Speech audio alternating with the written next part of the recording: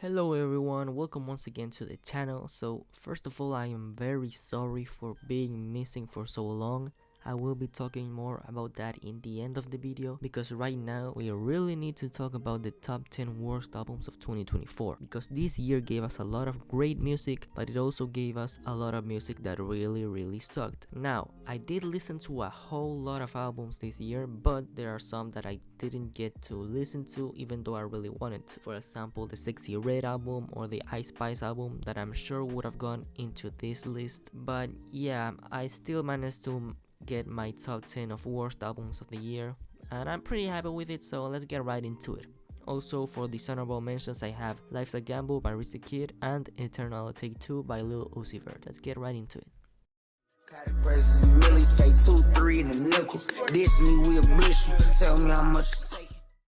So at number 10 we have Forever Us Never Them by 42 Dugg. Now this is one of those albums that I randomly came across since it came out in the first half of the year, which compared to the second half didn't have as many significant releases. So I just came across this album, and 42 Dugg was never a rapper that I really looked too much into. I've heard his songs with Lil Baby and Tyler, but apart from that I never really heard his solo music, so I took this as an opportunity to kind of see how he's like in his own projects, and yeah, it wasn't the best first impression, to be honest. The best way that I can compare 42 Dugg is like he's Kodak Black but a bit more annoying. His vocals are often mixed really poorly in this album, and he just sounds really bad over the beats, and I just cannot get over his whiny voice, and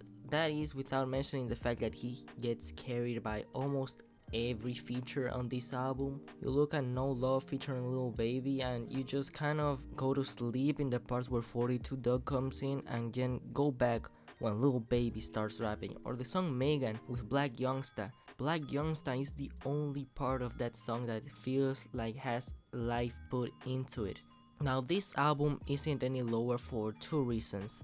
First of all, the beats are actually kinda nice. They are not as bad as 42 Dugg himself. And second, there are some songs in here that I did enjoy, like Real One's Outro, If I Can't, or Since When. But overall, there are just a lot of really bad sounding tracks, and there's also one with Sexy Red which sucks so much. It is awful. So yeah, the main reason why this album is here is just I cannot stand 42 Dugg's voice. It is very painful, and yeah, that's mainly it. I'm capsizing you like a way to do with a tray of food. Haters, you cater to them. I talk my shit, but I back it up. At number 9, we have my most controversial take in this whole video, which is The Death of Slim Shady by Eminem, including all 3 of the tracks included in the deluxe. Now I have a really big problem with this album, and that is like, why would you listen to this when you can just listen to the old Eminem stuff? And I know that that's a very dumb and lazy argument, because that's like saying, why would you listen to Donda by Kanye West when you can just listen to My Beautiful Dark Twisted Fantasy? And I get it, but when the whole point of the album is sounding like his old self, then there's an issue there, because his old self is way better than his current self.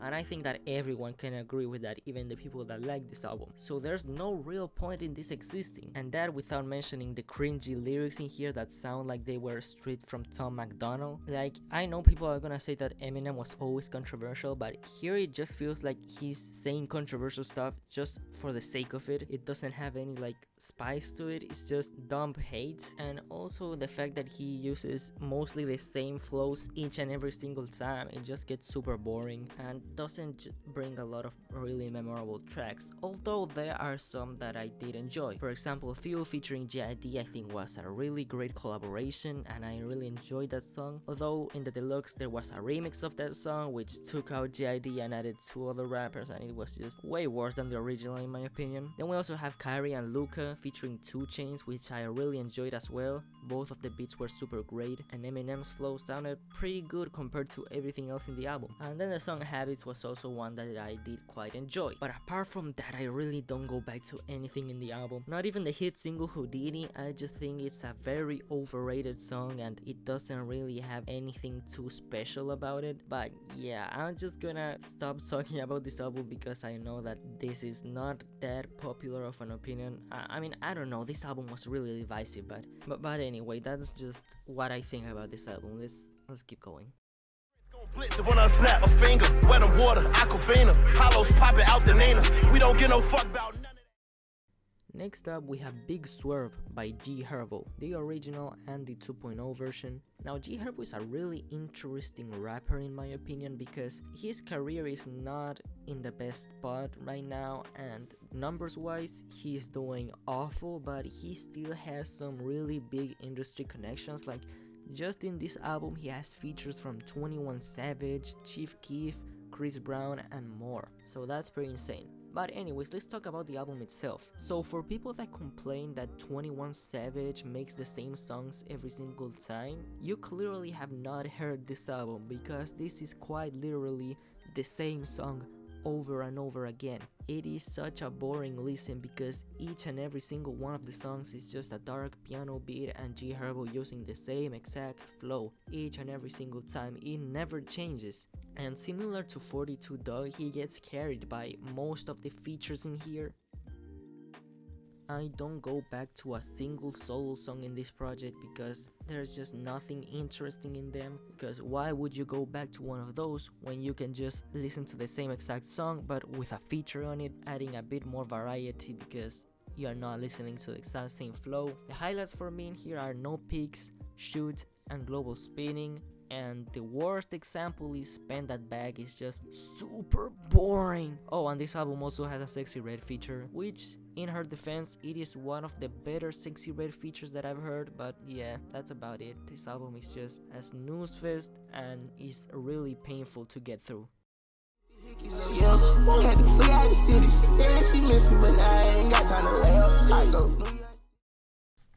Next up, we have Love Lasts Forever by Destroy Lonely. And I am really sorry because I am someone that really wants to like Destroy Lonely. Like, he has some songs that I really enjoy. For example, in this album, Love Hurts with Lil Uzi Vert is probably one of my favorite songs of the year. But if he keeps releasing projects that have more than 30 tracks, it is gonna be really hard for me to enjoy one. So yeah, let's talk about it. The main issue here is so many songs. So first of all, you have the original version of the album, which has 21 songs, but then you have Love Lasts Forever presented by Black America, which adds 2 extra songs.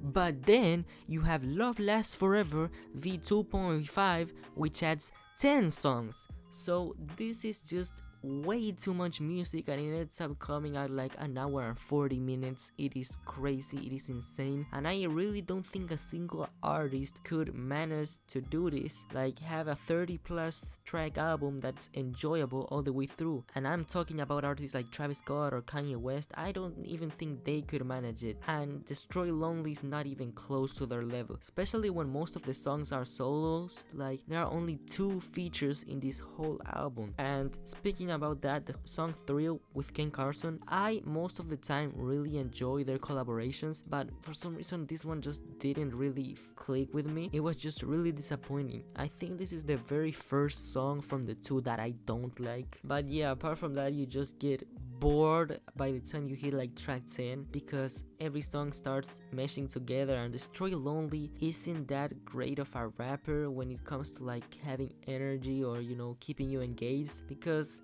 each and every time he just kind of gets more sleepy. And yeah, the beats in here are actually pretty nice, but when Destroy Lonely doesn't bring anything to the table, you just kind of get bored about it. But yeah, my highlights in here are Love Hurts, Love For Ya, and Crystal Clear. And the worst songs, I don't know, you just pick anything from the 2.5. There's not a single thing in there that's worth the listen. But yeah, I just pray that next time Destroy Lonely does a shorter album and maybe adds a bit more features, you know. He recently had songs with Quavo and things like that. Maybe he can even get Cardi or Homicide Gang, but please just put something else on your albums. It's not going well.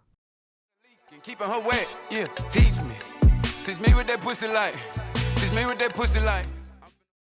How the fuck is this a mixtape? More like, how the fuck is this music? Huh? No, but in all seriousness, this is really sad for me personally, because I think that the baby at some point was really good and entertaining, and I think that people are just forgetting about that, saying that he always sucked. But when you go back to projects like Baby on Baby, I think that those were really strong. But man, has he fallen off really hard, because this is just straight pain. It's been like 4 years since people started telling him to switch his flow because it's way too repetitive, and he still hasn't done that, and now he's speaking even worse beats than before. And don't get me started on when he goes into his melodic bag, that is awful. Then half of the lyrics here are about sex, and it's kind of awkward most of the time because it's the baby, and I don't know, I just don't find it very appealing. It's just kind of weird. But yeah, I mean, I still think that the baby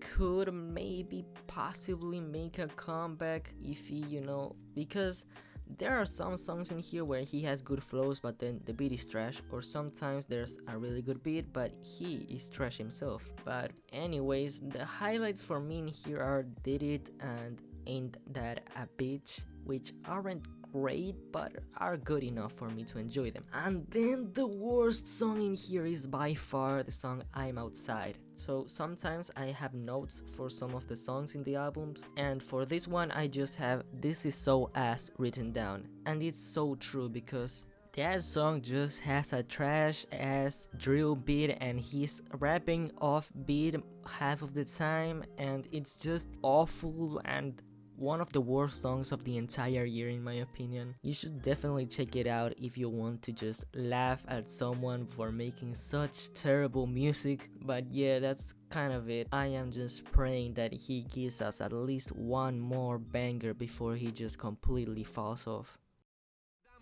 Merge through the smoke in the haze like Isaac. More LV than Pharrell in my closet.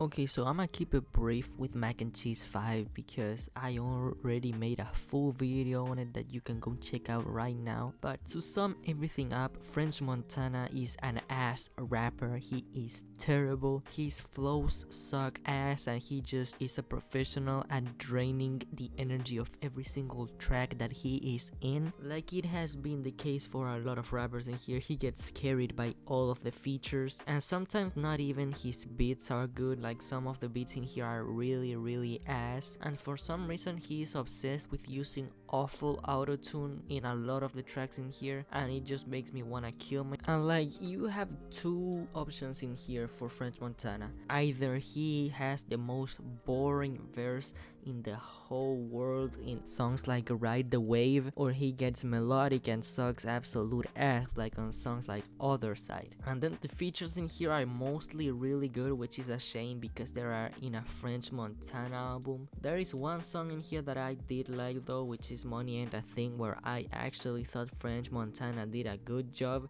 But any other song that I maybe like a bit, it is not because of French Montana. So yeah, that's mainly it. Again, I made a full video on this album where I expanded more on why I hate it so much, but let's keep going. You ain't gon' never find a bitch that's good as me. I ain't gon' never find a girl like you and me.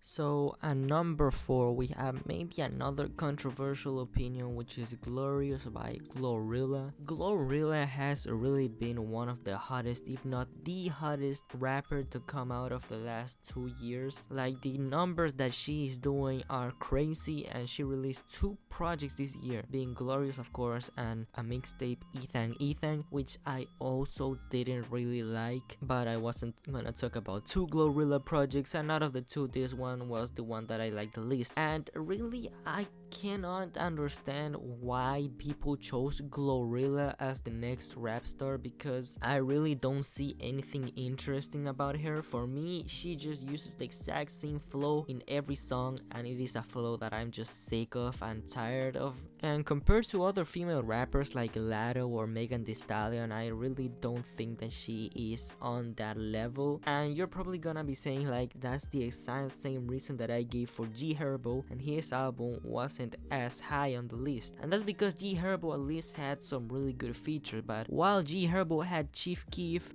Glorilla had T-Pain, who I didn't know still made music, but yeah, there he is. But yeah, most of the songs just feel like copy and paste, but some of these songs are really atrocious. For example, the song Step featuring Bossman Dlow has the following line. Got that hot too, make 'em hood, but what you gonna do for it? Why? Then you have the song Rain Down on Me, which sounds like the most generic ass song ever. It really just feels like she was listening to Jesus is King and just decided to make something similar, but it's just terrible, and again, it just feels super generic, and Glorilla brings in no personality to the track. And then you have Let Her Cook, which by the name of it, you can already tell that it's a really annoying song when it comes to the lyrics. But then the beat, it really sounds like it was made for Uno Miles to go on it, which is probably the highest praise that I'm ever gonna give Glorilla.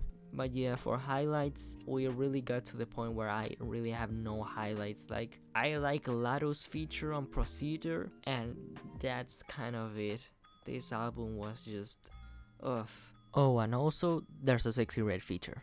This is the third time. I just saw my girl switch up, woke up sad, looking through the glass.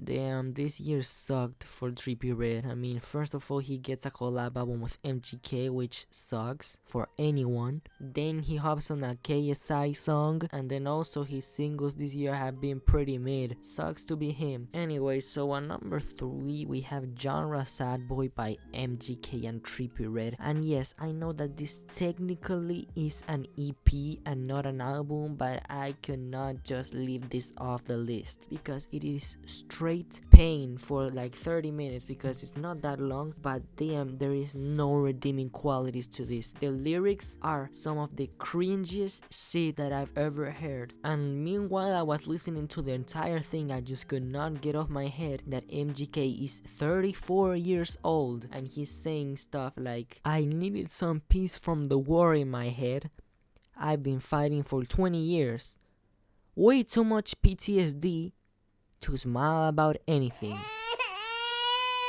Without me, you'll probably be better. With my last breath, inhale smoke and get high one last time, whatever. Oh, and this is the worst one. I don't make friends no more. I don't think sense no more. I can't pretend no more. These thoughts won't end no more.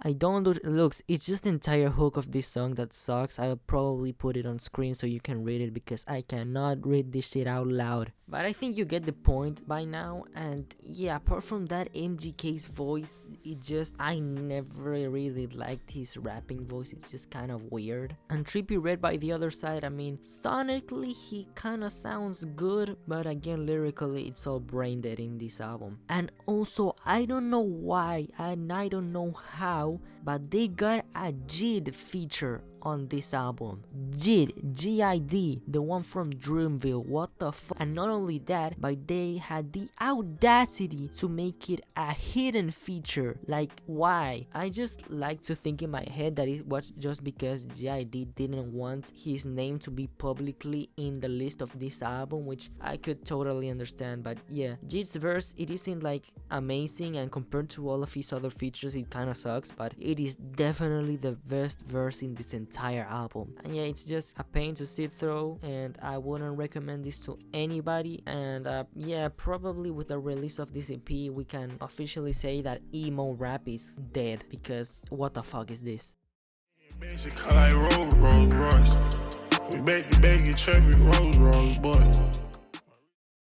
Thank God. Yep, that's exactly what I said when this album ended.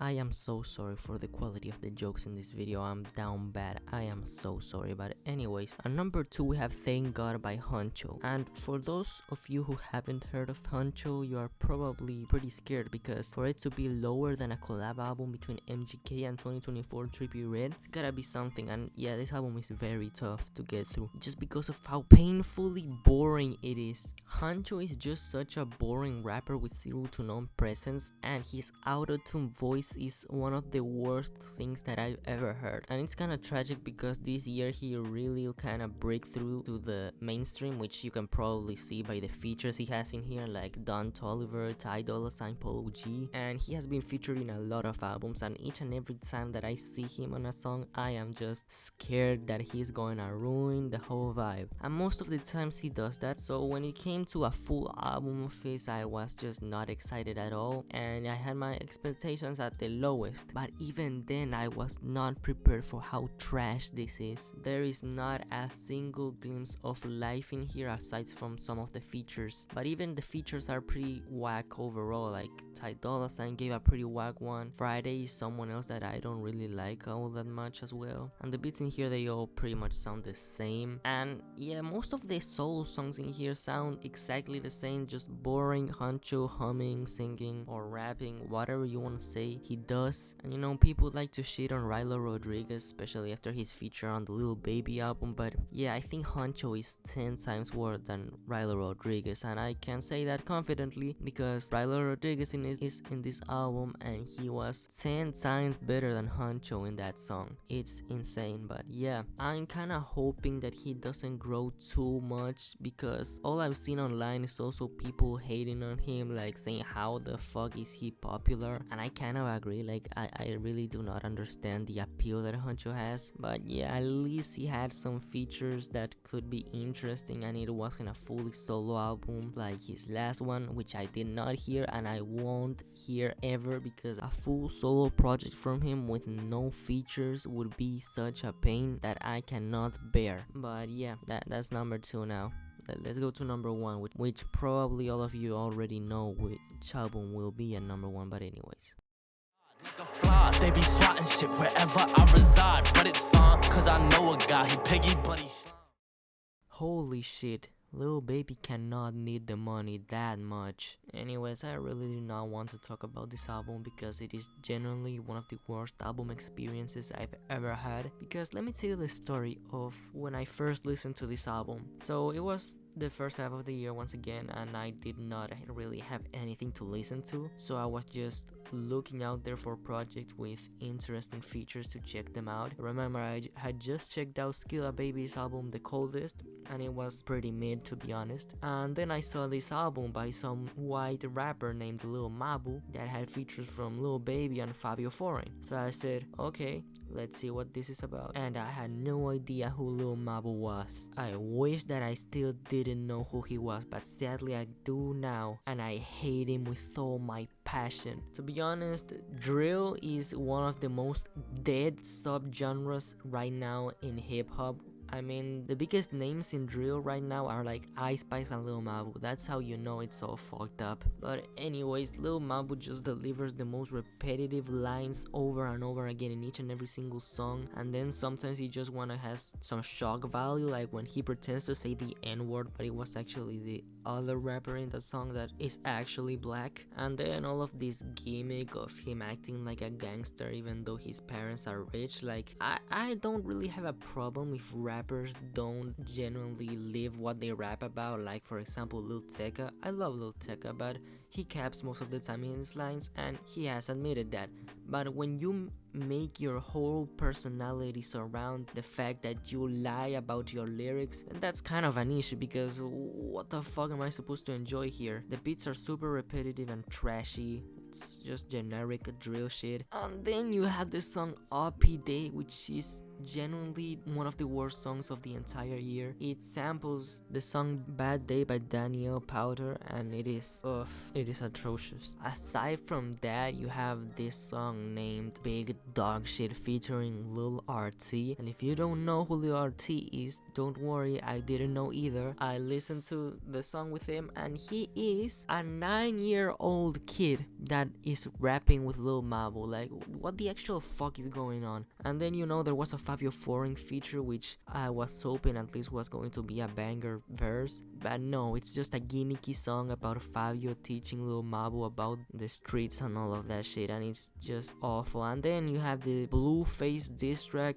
with Christian Rock. What are we doing here, honestly? Yeah, so those last 3 albums, you probably just switch them up. I mean, the only difference is like Genre Sad Boy is the lowest because it has a JIT feature, and then Thank God is not number 1 because it doesn't have Oppie Day. But all 3 of those albums were terrible, although I do think that Young Genius by Lil Mabo is the worst one out of the entire year. Yeah, so as I said before, this year had a lot of really bad music, but again, it also did have a lot of great music, which is why the next video is gonna be the top 10 best albums of 2024, and then we're gonna have top 10 best songs, top 10 worst songs, and you get the drill. When will I release those videos? I'm not sure, hopefully soon, but I won't make any promises because, you know, you can just check the time difference between every video that I have uploaded is literally never consistent. But yeah, the reason why I was missing for a bit was mainly because I wanted to change kind of the content of the channel, you know, because as of now I basically just do album reviews and that's it, but I don't really want to do that anymore because I was working on the We Don't Trust You video and I realized that I had nothing to say. Like, I could not make an 8-minute video talking about that album. It's just, I don't know, I couldn't expand myself. So from now on I'll be making other type of videos. I mean, of course, still related to rap music and all of that, but it won't be album reviews. It will be, well, of course, now we're doing the end of the year lists, which will happen every year hopefully,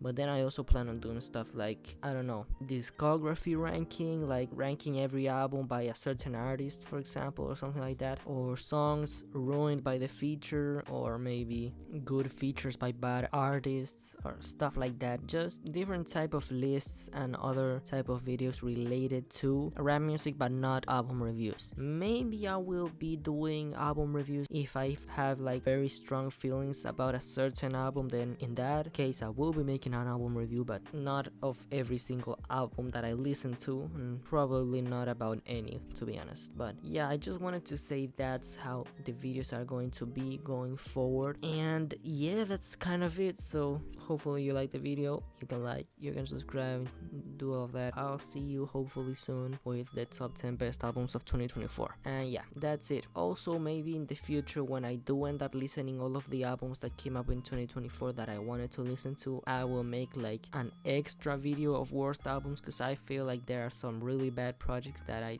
didn't get to listen to in time. So maybe I'll be doing that eventually, but yeah, we'll see. Thank you very much for watching, and we'll see you on another time. Goodbye.